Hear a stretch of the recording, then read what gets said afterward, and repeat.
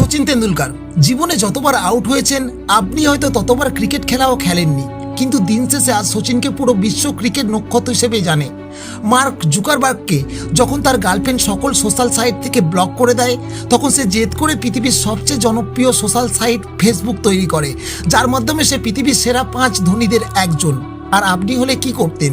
Save করা ছেড়ে দিয়ে 2 দিন না খেয়ে বিছানায় শুয়ে থাকতেন আর গলা ছেড়ে গান গাইতেন, বেঁচে থেকে লাভ কি বল। টমাস আলভা এডিসন একটা বৈদ্যুতিক বাতি আবিষ্কার করতে গিয়ে যতবার ব্যর্থ হয়েছেন এই পৃথিবীর ইতিহাসে তত বছর কেউ বাঁচেও নি।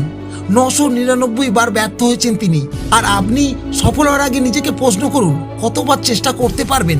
সাইকেল গ্যারেজে কাজ করা মিস্টার রাইট ভাতৃদ্বয় যতবার পরিকল্পনা করে বিমান ওড়াতে চেষ্টা করে ব্যর্থ হয়েছেন, আপনি ততবার পরিকল্পনা করে পাখির ওড়াও হয়তো দেখেননি, তবু তিনি বিমানটা আবিষ্কার করেই ছাড়লেন।